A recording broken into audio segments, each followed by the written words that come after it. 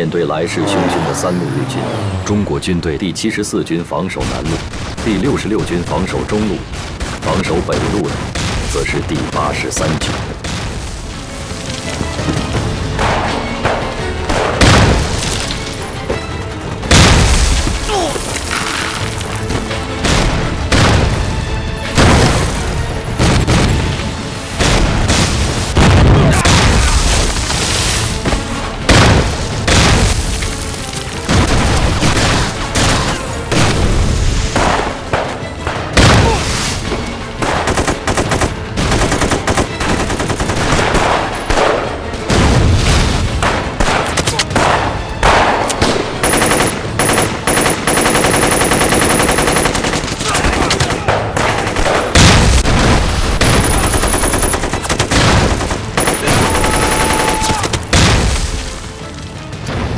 51师守军奋勇抵抗，杀敌甚多，居然坚守阵地达2天之久。由于没有后援兵力，该阵失守。南路日军第6师团占领牛首山后，主力向中华门推进；第9师团占领大校场机场后，向光华门、通济门推进。中路日军第16师团占领汤山后，直奔麒麟门、白水桥。12月9日，日军进抵南京城下。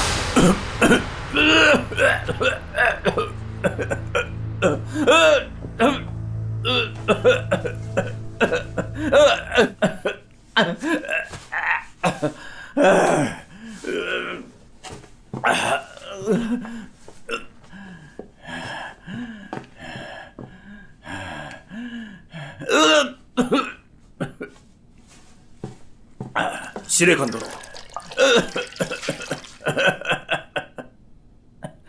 これは投降勧告書だ。この講和条約が結ばれ、平和的に南京に入ることができれば、傷者の数も減らすことができる。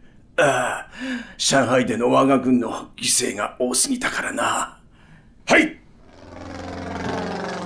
100万日军已包围南京，贵军若侥幸应战，南京必然沦陷。千载文化尽为灰烬，故本司令官奉劝贵军和平开放南京城。如果12月10日正午仍得不到任何答复，日军将开始进攻南京。大日本华中方面军司令官松井石根。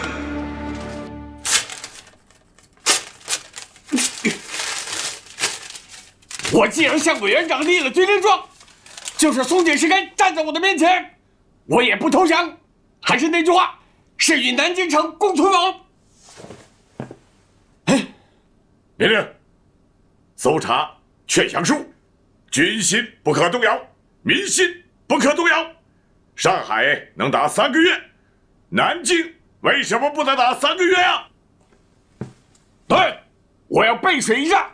命令：所有船只由司令部统一调拨，关闭所有码头，任何人及部队没有命令不得渡江。违者就地正法。是。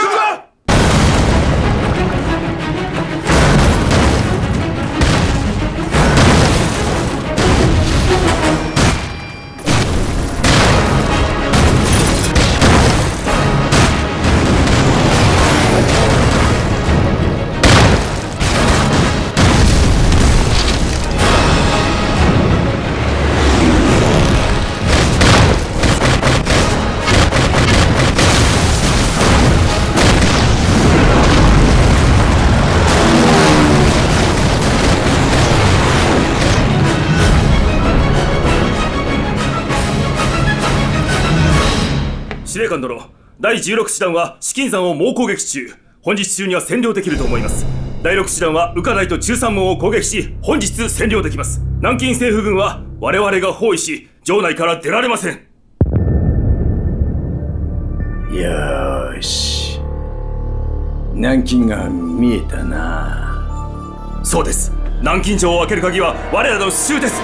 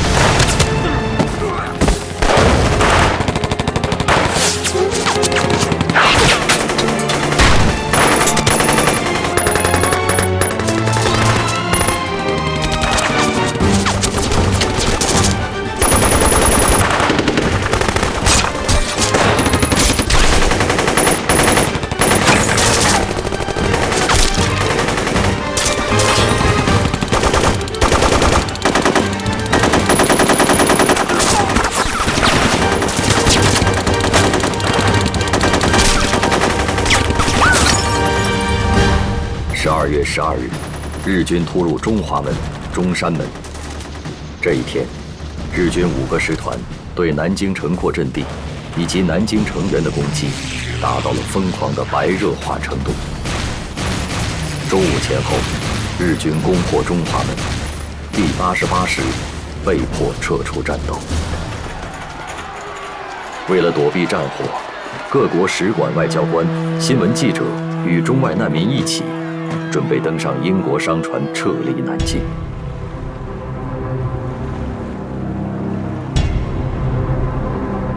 南京から逃げ出した難民船のようであります。難民？配送してきた軍隊ではないのか。南京の前線に連絡しましょうか。間に合うものか。砲兵に直ちに砲撃命令だ。南京から逃げ出す船は全て阻止せよ。大佐殿、この船は外国船のようです。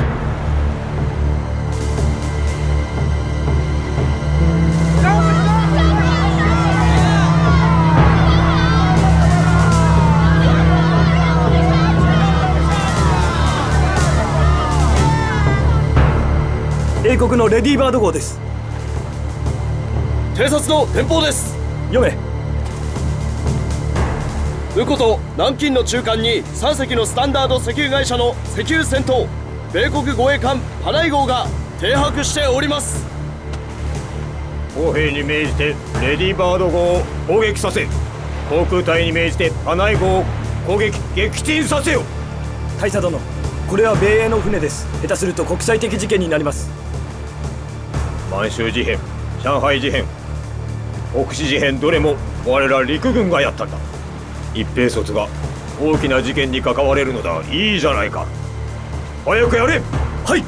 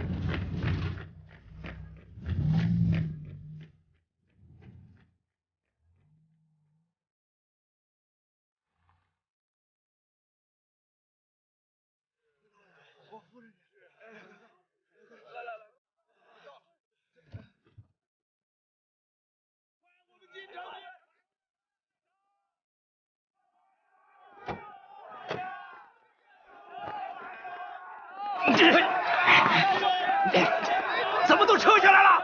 这都团他们先撤了，我们左翼已经被敌人给占了。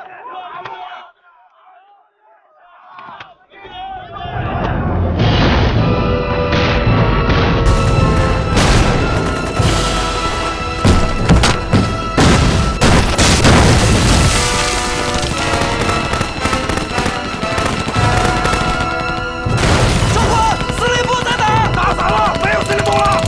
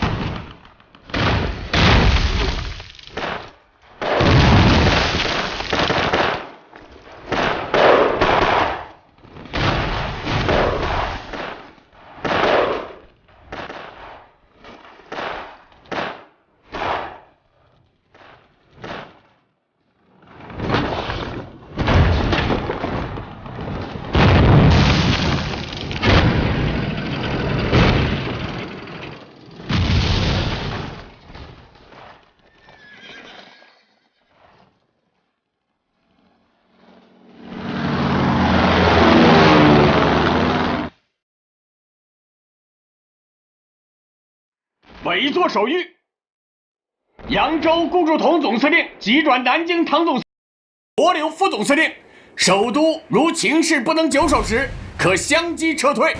蒋中正，民国26年12月12日。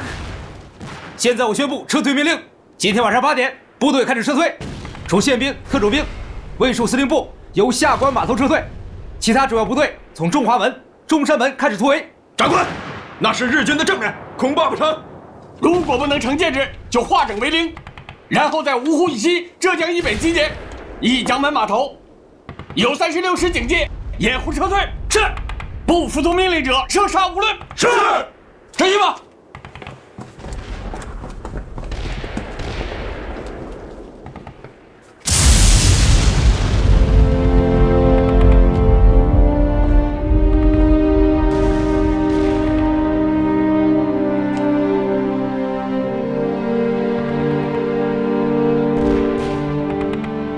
南京完了。日军相继占领水西门、通济门、光华门，南京各重要屏障相继失守。1937年12月13日，日军第6师团浩浩荡荡地涌进了早已在炮击中洞开的中华门，侵略者登上早已千疮百孔的古老城垣，金陵城头飘起了太阳旗。苦守了2周的南京保卫战结束，南京沦陷。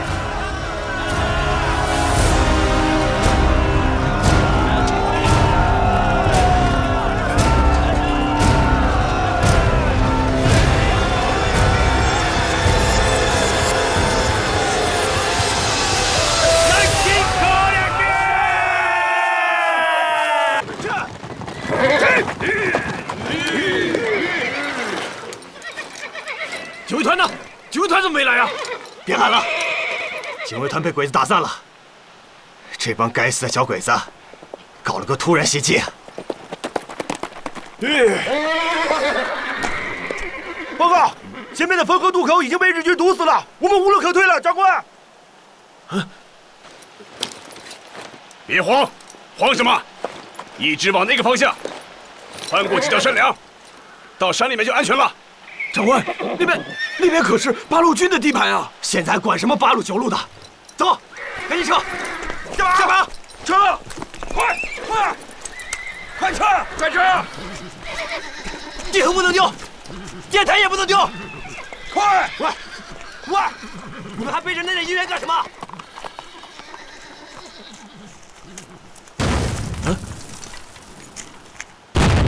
奇怪呀，长官。好像是有人在替我们阻击日军。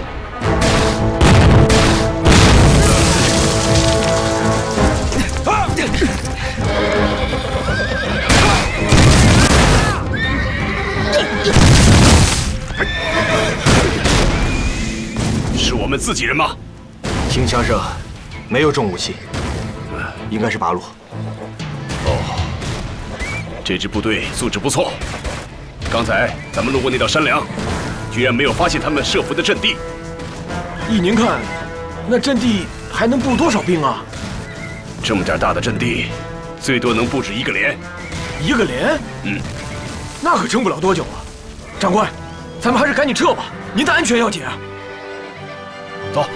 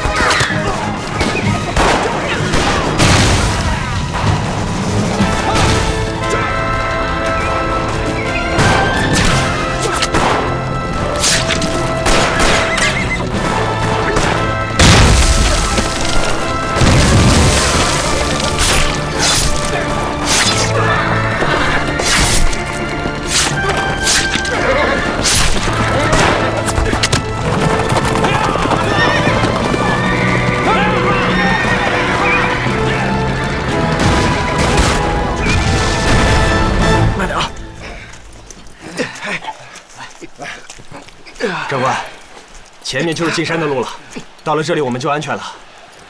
让弟兄们休息会儿吧。休息会儿。好，兄弟们，原地休息，歇会儿，歇会儿。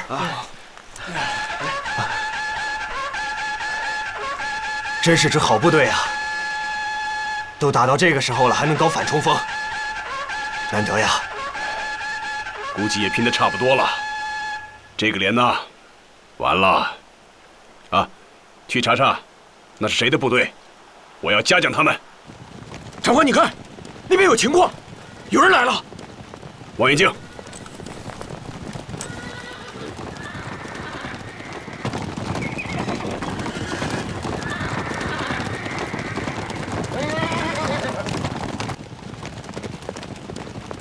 八路军，走，看看去。走。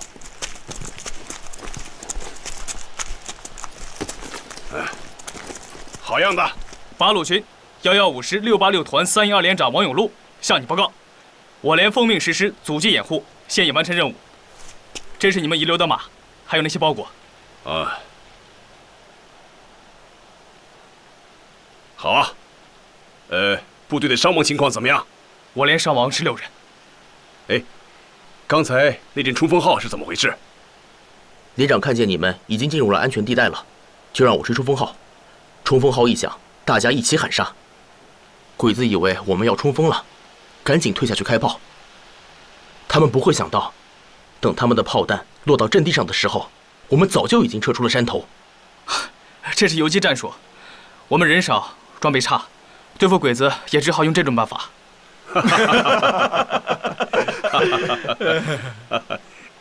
好样的，好，这游击战打得好啊！兄弟啊，你可立了大功了，知道吗？站在你面前的这位，可是咱们2战区卫副司令长官卫立煌将军。我知道。哦，你知道啊？我参军后打的第一仗，当时的战斗口号就是“消灭第10师，活捉卫立煌”。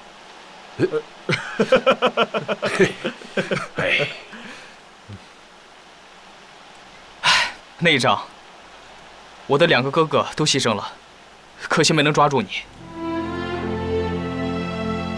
当年你想抓我，现在又为什么愿意救我呢？当年我们打你，是因为你进犯红色苏区；今天救你，是因为我们执行党的抗日统一战线。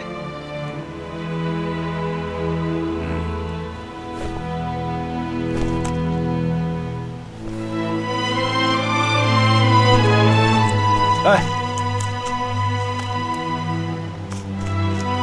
兄弟，我们想去西安，走哪条路比较好？南边和东边的汾河沿线都已经被日军封锁了。要想安全的话，往西北，过黄河走陕北，或许你们还能到延安去看一看呢。长官。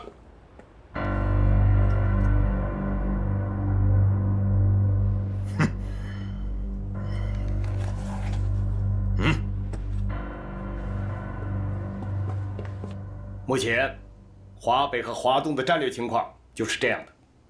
总参谋部得出的结论是，形势已经到了万分危急的地步，但要竭尽全力扭转战局，尚有可为。大家刚才都已经听完了白总长介绍的战况，是万分的危急。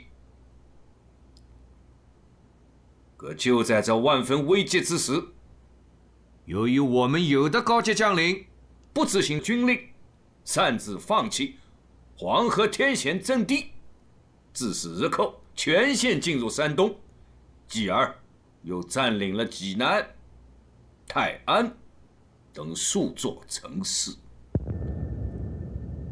这个责任该由谁来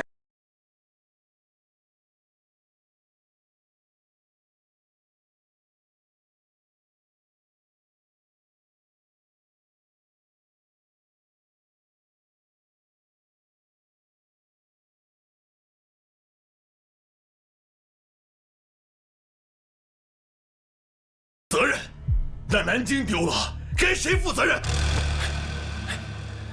南京丢失了，你就可以拱手相让整个山东吗？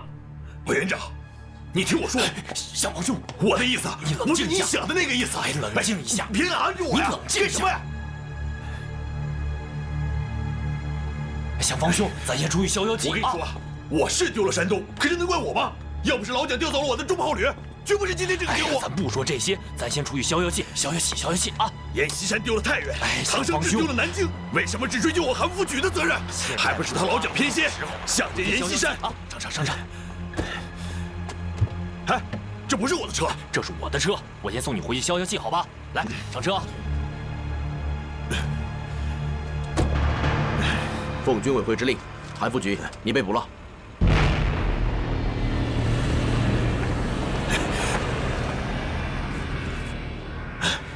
刘志，你就是个混蛋！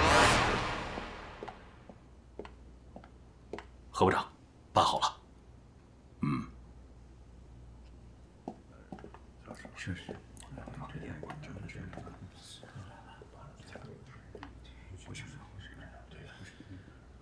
诸位同仁，韩复榘身为地方军政长官，居然违抗军令，擅自撤退，虽名为自保，实已罪同卖国，不杀不足以平民愤。为此，高级军法会审议决定，革除韩复榘2级上将及一切职务，判处死刑，立即执行。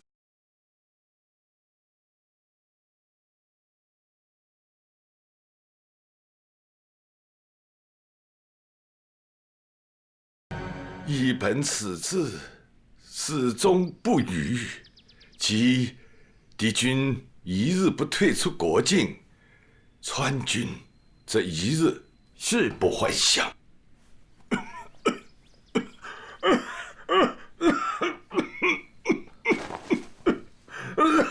刘主席，主席，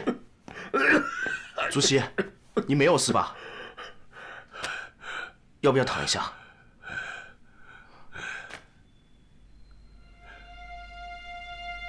刘主席，您，蒋委员长，当初我请他入川，是诚心诚意的。后来，我把重庆让给他做陪都，更是诚心诚意的。为了抗战大局，我主动带川军离开了四川呢。主席，你歇歇气，您歇下气。我原打算带领我的川军弟兄，好好的和小鬼子打一仗，没成想，刚一出川，就被他老蒋拆得东一块西一块的。那个仗打的呀，是稀巴烂了，子弹用光了，他老蒋一个大字都不给，还在那里骂我们，说我们川军是草鞋兵啊，是叫花子。主席，您不要激动了。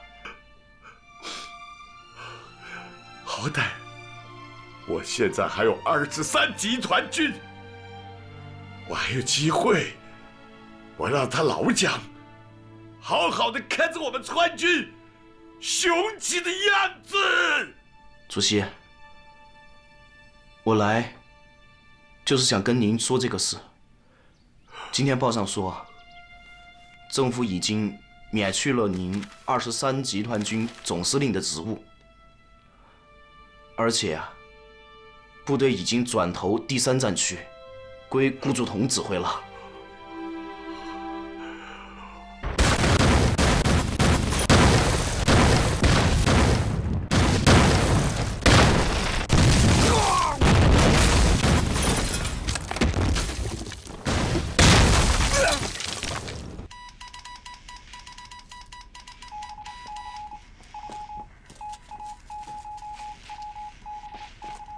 报告，紧急电报！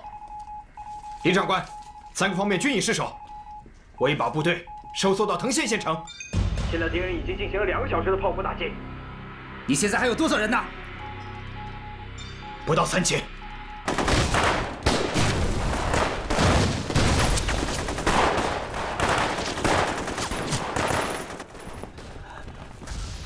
报告，南城被日军占了，现在他们正向东城和西城进攻。喂，所有的电话都打不通了。现在只有西关还在我们手里，我们可以在那里组织反击。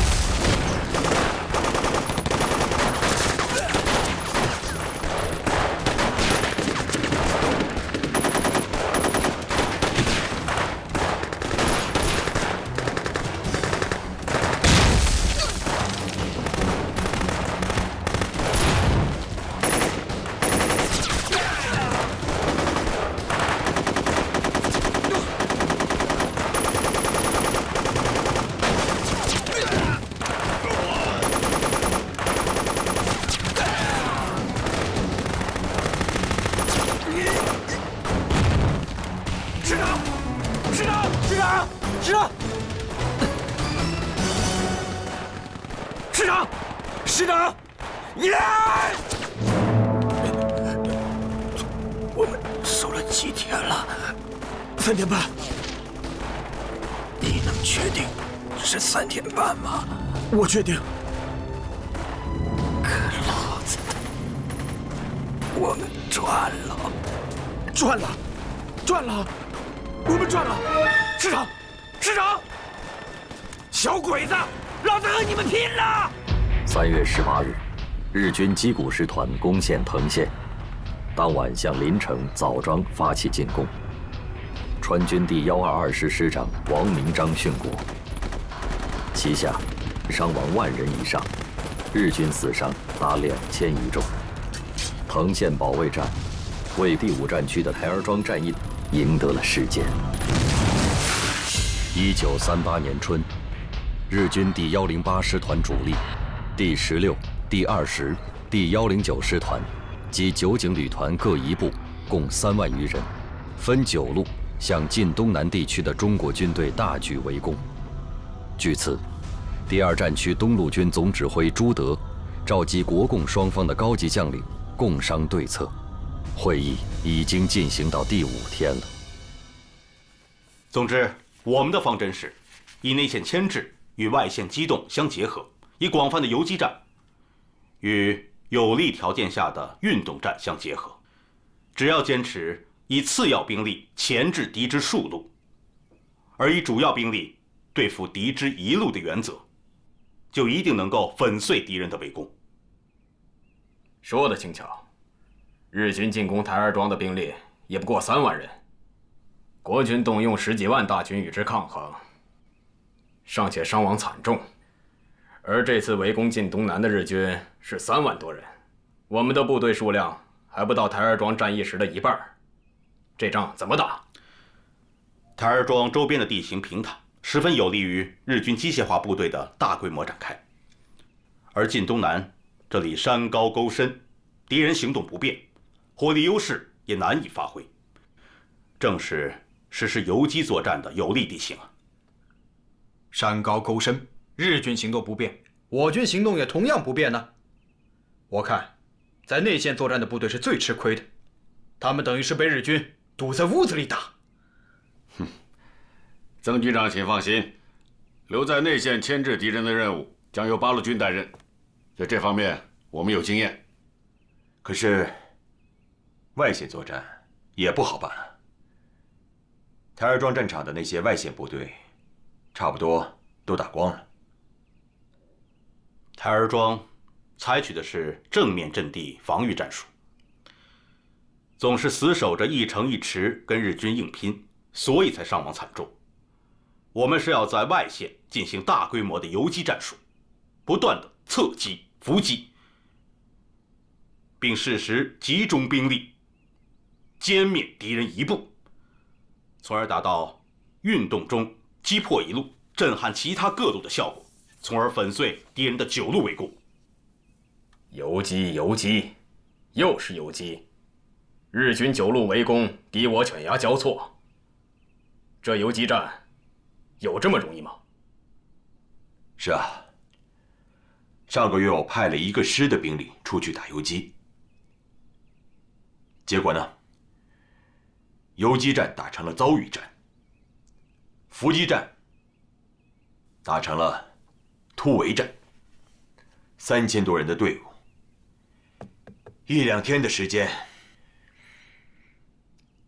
就报销了。那可不一定。八路军前2天才在神头岭打了场伏击战，听说消灭日军1500余人。听说，只是听说而已。报告。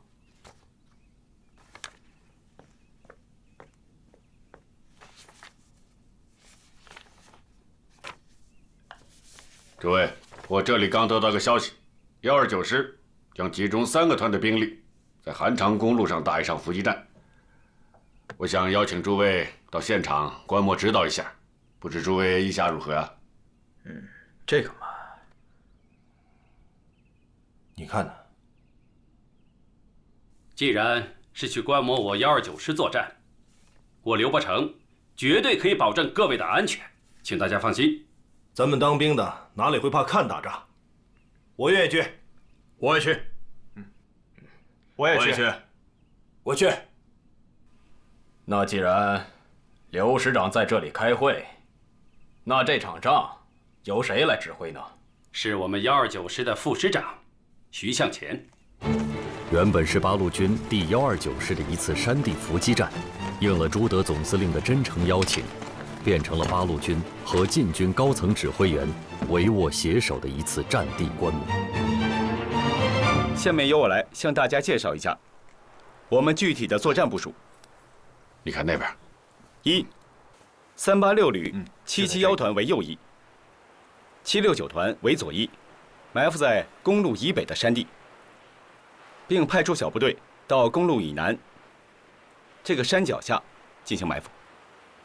2、386旅772团主力集结于马家拐，阻击可能由黎城来援之敌，掩护我伏击部队右后方的安全。3、769团以4个连的兵力深至春树岭、河南店之间，阻击可能由歙县来援之敌，保障我伏击部队左后方的安全。既有伏击的安排，又有阻击援军的准备，考虑得很周全呐。一处受袭，他处必援，这已成了日军的基本规律。所以我们有时候要反其道而行之，采取攻其必救、歼其救者的这种战法，专门打击敌人的援兵。既有大夫，又有右辅，你们真不愧是游击战的专家呀！说的是啊，设伏地点选得不错。部队什么时候进入阵地啊？部队已经进入阵地。已经进入阵地了。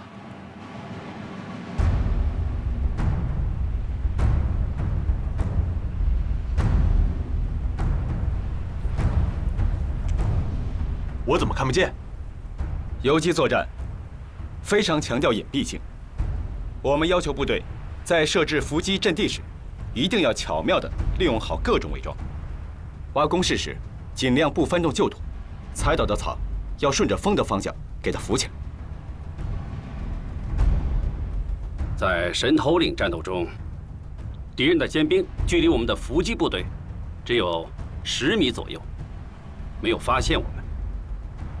佩服，佩服。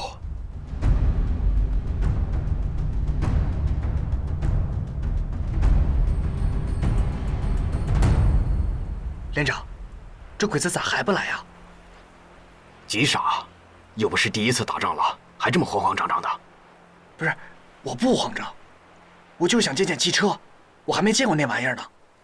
哎，汽车没啥，就是带轱辘的铁皮房子，啊，比马车大，也比马车跑得快。那该咋打呀？人，打车轮子也行，车轮子里有气儿，一打就漏气儿了。要这么说，还是打车轮子比较好啊。汽车嘛，它一漏气就不行了。对，还是你那官好用啊，聪明啊。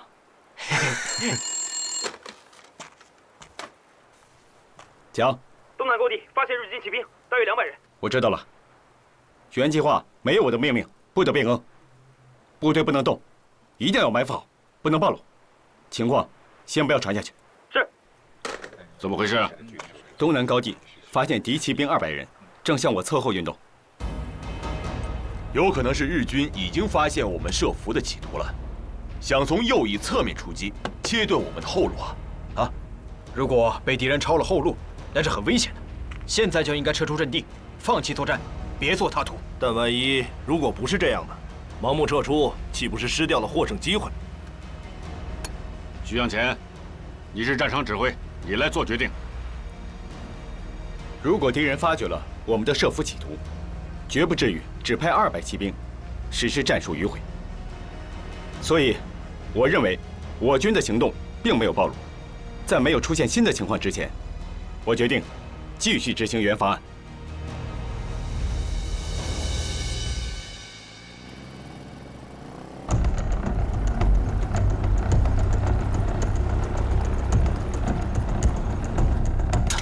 同志们，准备战斗！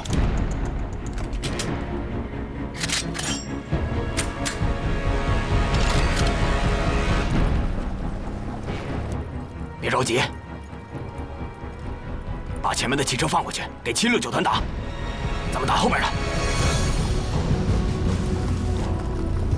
你小子这回可看见汽车了？我可跟你说，一会儿给我瞄准了再打。这里。哎，让他们看看。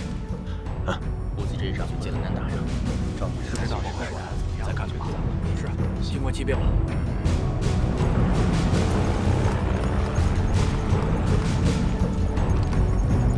八路军的山地游击战，自东渡黄河以来，可谓打一仗进一步。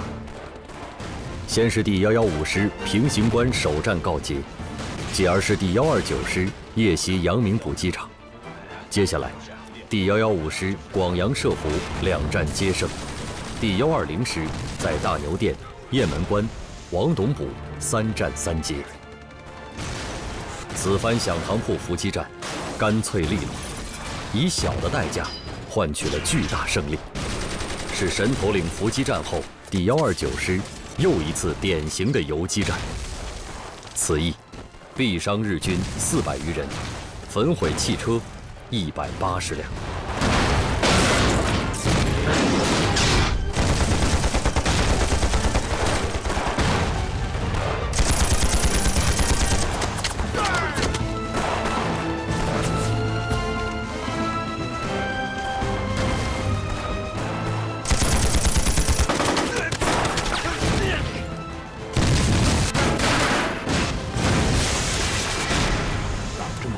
好，好啊！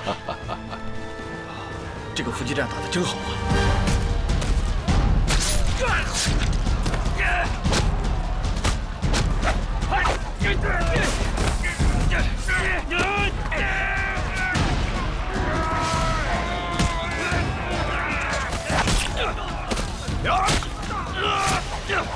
怎么了？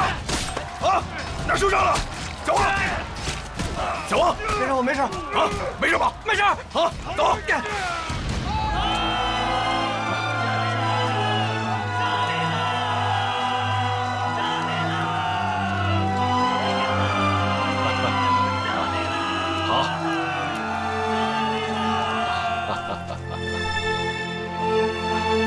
报告，战斗已基本结束，我部共击毙敌4木上佐以下400余人，缴获迫击炮4门，机枪18挺，汽车181辆，枪支弹药和其他物资正在统计中。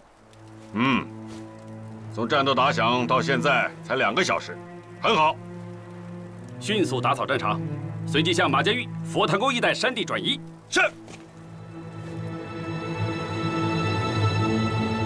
同志们，迅速打扫战场。是。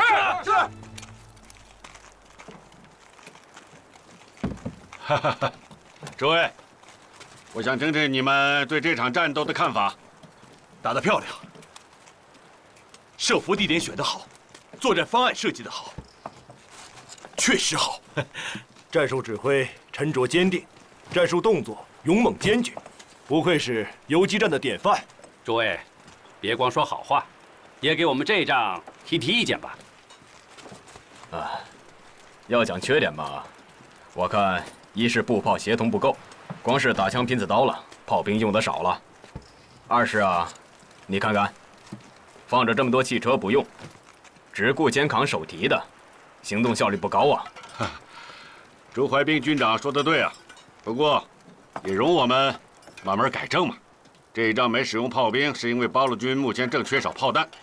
至于汽车嘛，不瞒你们说，我们很多战士在这之前都没见过这个，更别说开了啊！同志们，动作的快一点啊！能拿走的都拿走。连长，这车咋办呢？都烧了。团长说了，绝不能便宜了小鬼子。哎，我还是喜欢马车，不稀罕这破玩意儿。要不怎么管你们叫土八路呢？啊！首长好，首长好。啊，好啊，他们打得真是不错，这小子气势是啊。八路军在山西战略展开的同时，以黎玉为书记的中共山东省委领导下的10大抗日武装起义正在山东半岛次第展开。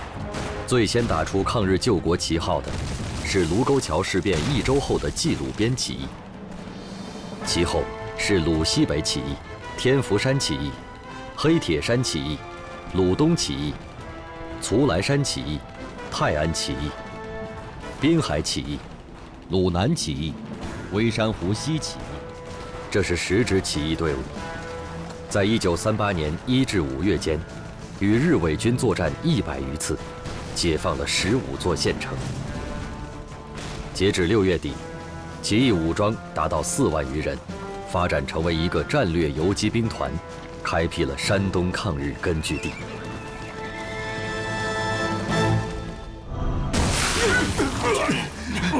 军长，没事，军长，没事吧？军长，赶紧把司令部后移吧。起来，下去。是。局长，不行了，我守不住了。从莒县到临沂，我5个团被打掉了3个，刚才又有1个团长牺牲了。我派229团往上冲，又牺牲了2个营长。你说我现在弹药也没有，援兵也没有，这仗我实在打不下去了。咱们40军得留点种子啊！我不撤。命令，军部的警卫员、勤杂人员，包括伙夫和挑夫，全都集合起来，到前线去。是。报告，张自中部，他们在敌人的背后打响了，夺回了白塔，日军开始撤退。张自忠部全线出击，夺回白塔阵地，日军招架不住，纷纷溃退。庞炳勋军团得以趁势反击，张庞两军从3个方向一起向日军发起了猛烈的夹击。经过数天血战，日军被全部击垮。皖源第5师团主力与缉毒师团会合的计划也终成泡影。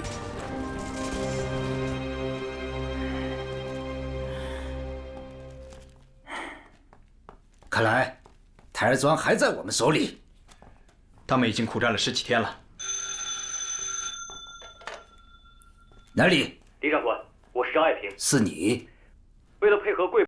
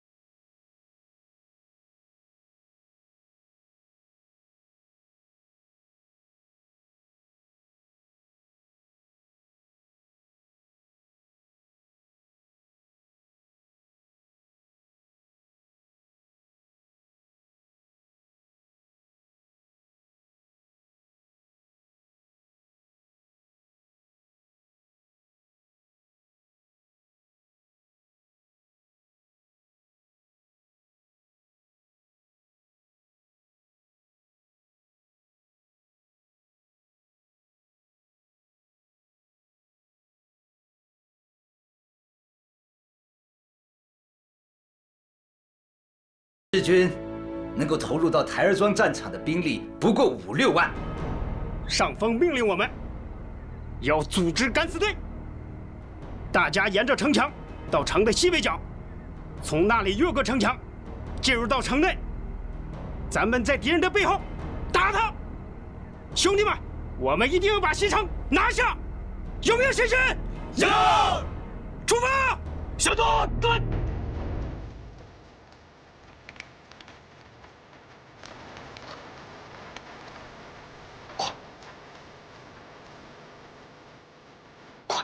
快跟上！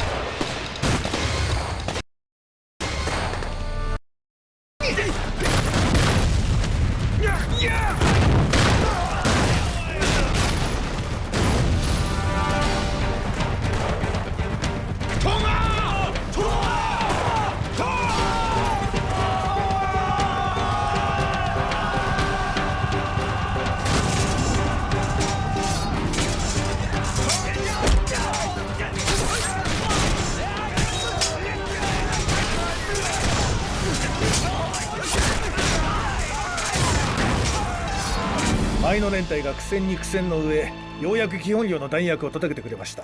よし、この弾薬があれば夜が明ければすぐに対峙層を突破し、そのまま徐州だ。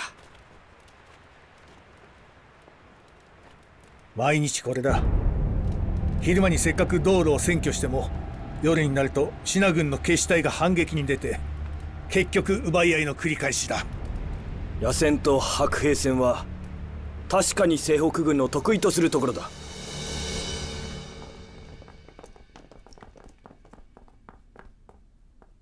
现在宣布总攻命令：一、第20军团含75军，消灭红山镇以北之敌；二、第2集团军含30军，消灭台儿庄之敌；三、第3集团军为阻击兵团，迅速南下，合围临城、枣庄之敌。总攻时间4月3号。板垣さん、なんでここに？あんたに今一番必要なのは素早く包囲を突破して撤退することだ。板垣中将も私に撤退せよと。夜明けにさえなれば。中国軍も夜明けを待っている。夜明けになれば総攻撃をかけてくる。磯貝中将、あんたの周囲にはすでに中国軍40師団が集まっている。夜明け前にわしの部隊は東北方面の包囲を破る。そちらも合わせて行動し、速やかに対峙層から撤退してほしい。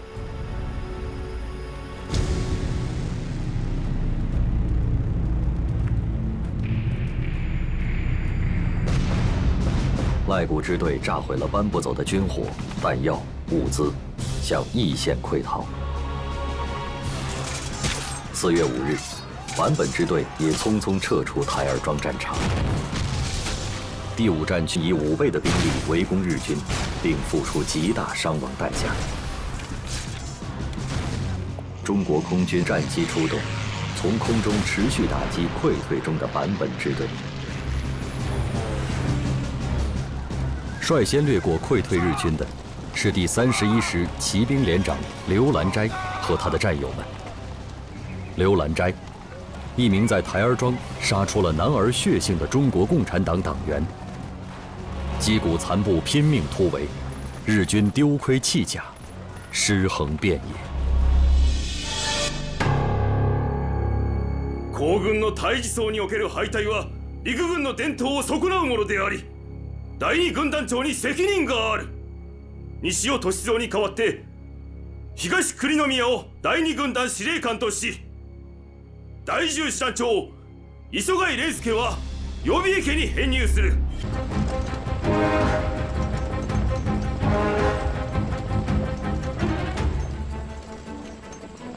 队长，快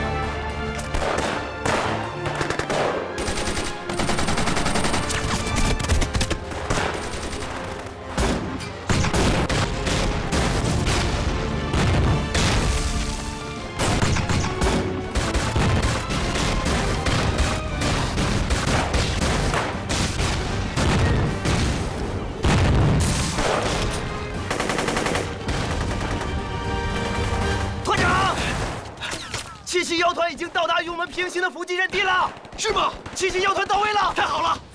让三营是冲下去，让77妖团好左右夹击，好截断日军的队伍，是，给我打！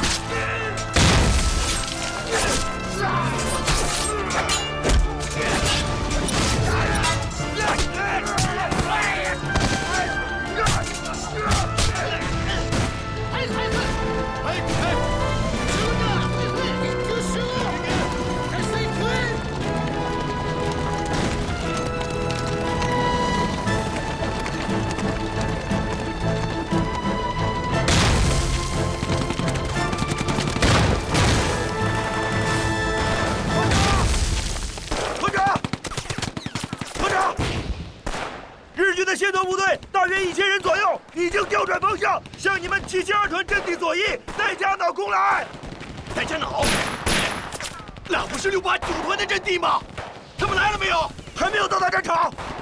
好，我现在派3营师连去帮助他们。总监，回调的日军1个连，日军可是他们的10倍啊！行了，回去告诉旅长，我不会让一个日本人通过长乐村。是。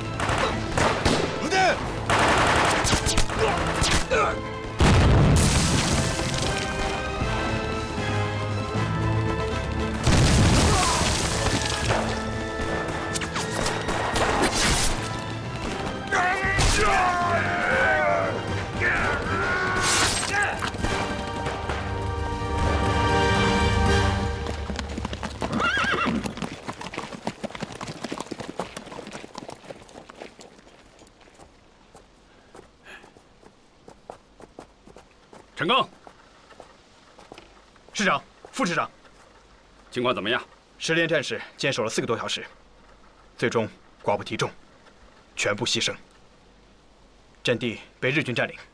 10连好样的，772团好样的！报告！报告，689团到了，夺回阵地，给10连的战士报仇。是。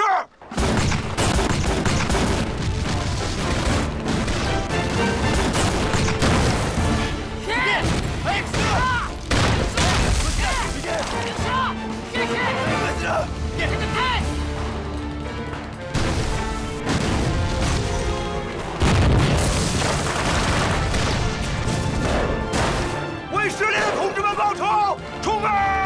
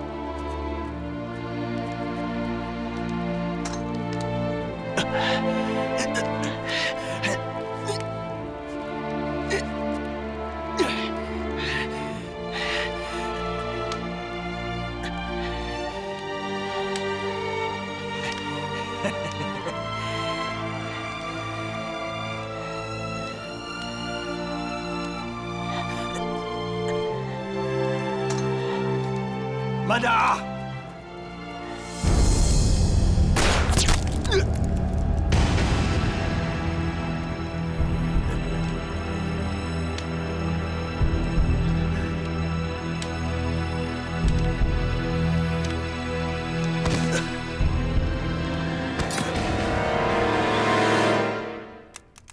喂，好，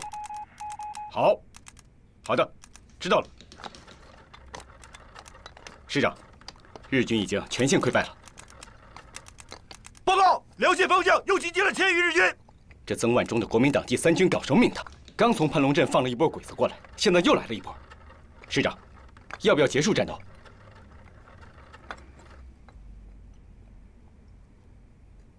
命令，769团和689团各抽1个连，分散开来，形成游击网，迷惑日军，掩护主力撤退。是。走，我们去接叶团长。是。